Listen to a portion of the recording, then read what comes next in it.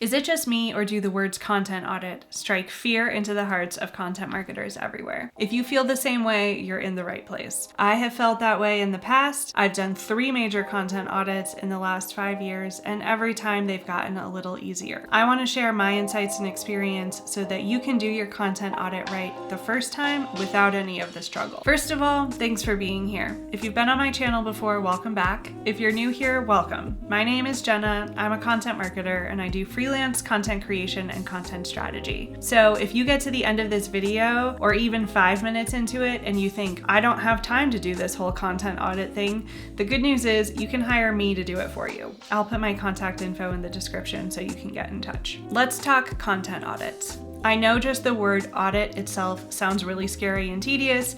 It sounds like it involves spreadsheets, and we all know a lot of content marketers don't love spreadsheets. I'm not going to blow smoke and tell you that a content audit can be fun, although no judgment here if that's how you get your kicks, but I will tell you a content audit can be easy, it can be straightforward, and it can be relatively painless. So let's talk about who this video is for. If you're a content marketer, in other words, you manage blogs and resources for a business, you're in the right place. If you're an individual content creator and you want to start treating your content more like a business, in other words, you want to get really strategic, you are in the right place too. I've been in both of those positions, and I'm really happy to help. Before we get started, let's define content audit and make sure that we're all on the same page. A content audit might also be called a content inventory. It's simply a process that you undergo to understand what content you have within a particular scope, what condition or status that content is in, and what next steps that you need to take based on that evaluation. This process might be necessary for a few different reasons. Let's say your company is migrating content platforms and you need to decide which content is ready to get migrated today, which content needs an update before it's ready to migrate, and which content is simply not worth migrating at all. Another reason might be that you're starting a new job or you're onboarding a new freelance client and you need to know the lay of the land before you move forward with creating any content. Finally, another reason might be that you're an in-house content marketer or an individual content creator and you've hit a rut.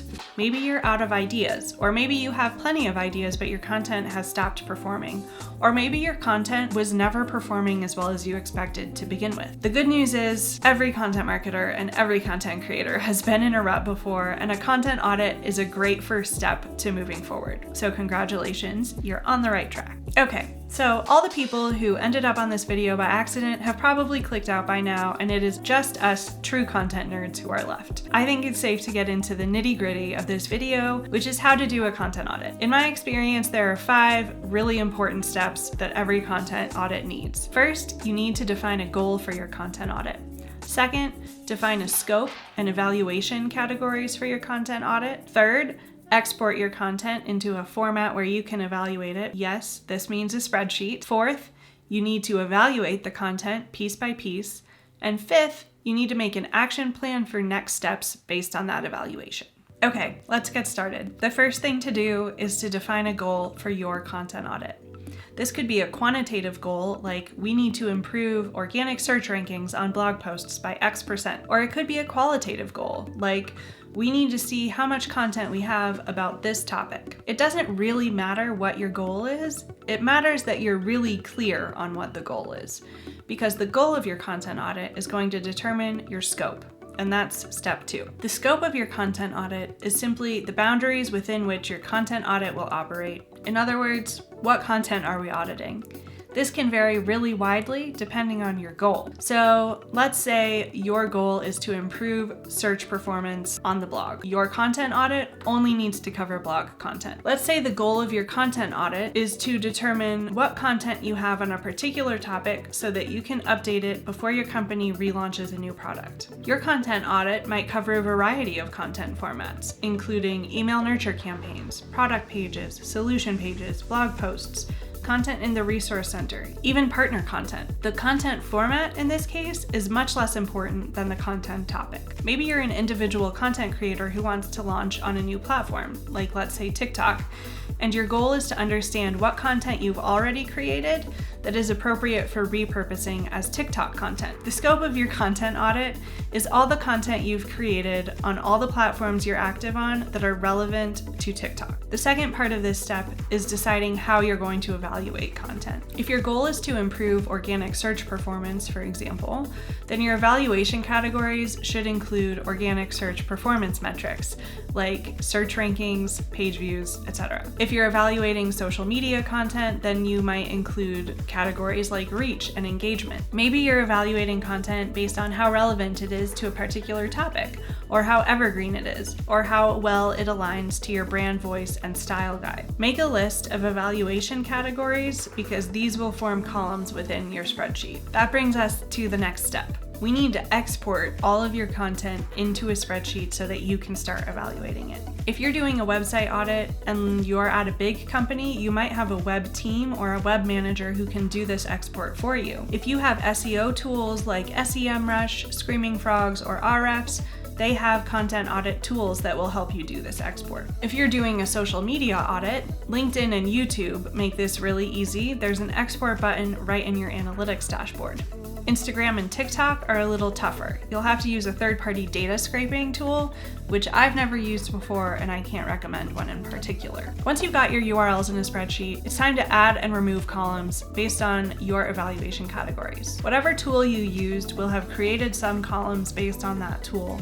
So you might have existing columns like page views and organic search performance. Delete the columns that aren't relevant to your goal and evaluation categories, and then start adding columns that are missing. Once all of your evaluation categories are represented, there's a few more columns that you should add. Add a column for content type, for content topic, and for content pillar. Once you're finished with your content audit, these columns are going to help you do a gap analysis. Finally, add 2 more columns, one labeled next steps and one labeled notes. Notes is simply there for any comments that you need to leave for your future self, and next steps should be a drop-down menu with options including leave as is, delete, update, repurpose, and rewrite. All right, now your spreadsheet is set up for success, and it's time to get into the most time-consuming part of this process, evaluating your content. Sort your spreadsheet according to URL. This is going to show you if you have any duplicate URLs that can be combined into one line item, and then start going through your content piece by piece. Evaluate the content for each of your evaluation categories. For example, review it for accuracy, for timeliness, for relevance to a particular topic, gather any data that didn't come with the export, and then categorize your content according to pillar, topic, and content type.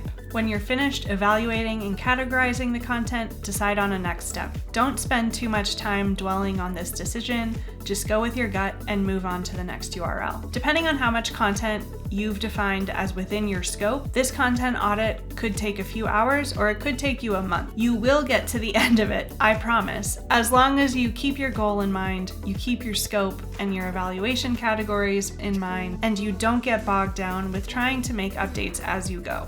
Once you've decided on a next step, it's essential that you just move on to the next piece of content. All right, you did it. You're done evaluating your content and you're ready to move on to the last step in this process.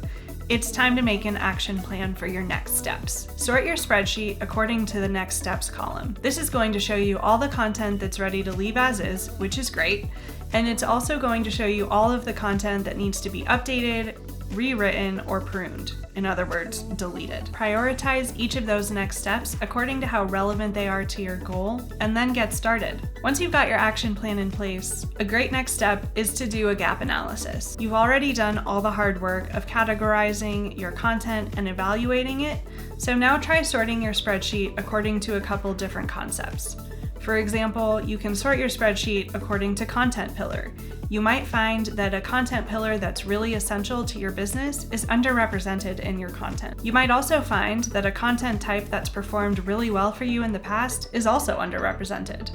If you're really ambitious and you're comfortable in Google Sheets or Excel, instead of sorting your spreadsheet by each of these columns, you can create a pivot table that will make this gap analysis really easy. If you were doing this content audit because you felt like you were stuck in a rut, congratulations. This gap analysis is going to show you exactly what content you need to create next. So there you have it. That's how you do a content audit from start to finish. If you enjoyed this video and you want to know more about how to be an effective content marketer, go ahead and hit subscribe and click the bell icon to get notified when I post another video about content strategy. Thanks for watching.